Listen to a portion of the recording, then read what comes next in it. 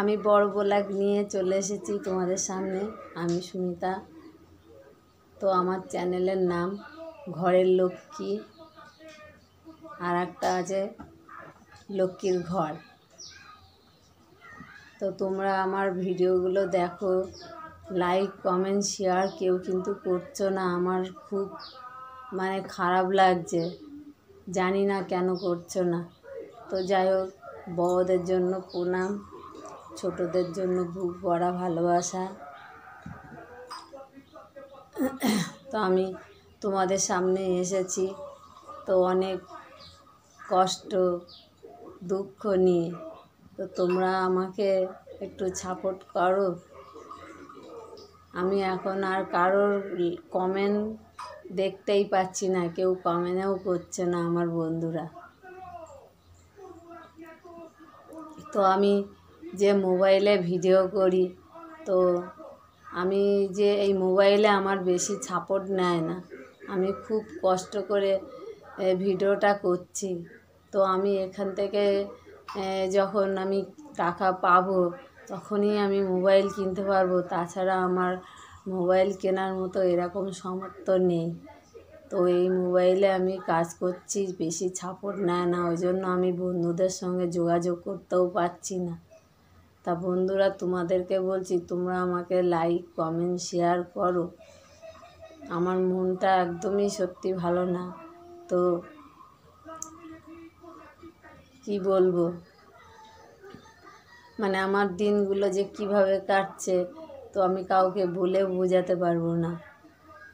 তো আমি এই ভিডিওর দিকে খুব কষ্ট করছি। যদি এইখান থেকে আমি একটা কোনো উপায় পাই তো আমার খুবই ভালো হয়।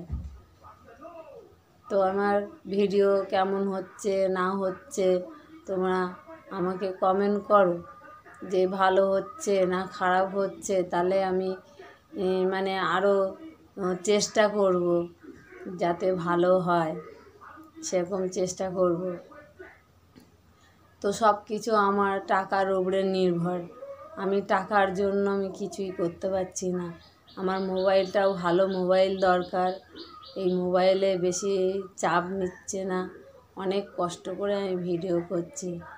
তো জানি না কবে সব এখান থেকে আমি উপায় একটা পাবো।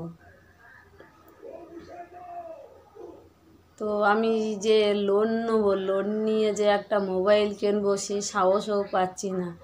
কেননা আমার তো লোন শোধ করতে হবে। আমার সেরকম আর্থিক অবস্থা নেই যে আমি লোন নিয়ে আমি মোবাইল কিনবো, কিনে আস্তে আস্তে যে লোনটা শোধ করব, সেরকম অবস্থাও আমার না।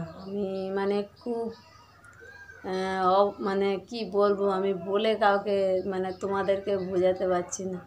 তো যাই হোক বন্ধুরা, তোমরা আমাকে একটু সাপোর্ট করো। তো আমি সকালে আজকে উঠেছি 5:30টায় উঠেছি। 5:30টায় উঠে সকালে হালকা টিফিন করেছি। হালকা টিফিন বলতে চা বিস্কুট। তো এখন যা পরিস্থিতি খুবই খারাপ। বাড়ির লোকের তো কাজ নেই, আজকে কয়েকদিন ধরে কাজ নেই। কয়েকদিন কি 2 থেকে 3 মাস কাজ নেই, এটা একদম শিওর। এই যে বর্ষা পড়েছে আর কাজ নেই। কেন কাজ করে তো রাজমিস্ত্রির কাজ। তো বর্ষাকাল কাজ হবে না। আর লোকের কাছে কাজ করে কন্ট্রাক্টরের কাছে কাজ করে, নিজের কাজও না। তো আমার খুব কষ্ট করে চলতে হয়। ওর জন্য আজকে তোমাদের সামনে আমার আসা। আমার অনেক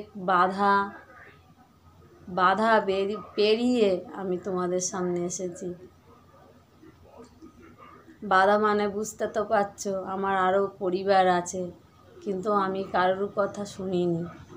কেন শুনিনি? আমি জানি আমার সংসারটাকে আমাকেই দেখতে হবে। আমি কিভাবে বাঁচবো, আমার 2টো বাচ্চা, তাদেরকে কিভাবে একটা রাস্তা তাদের করতে হবে, পড়াশুনো শেখাতে হবে।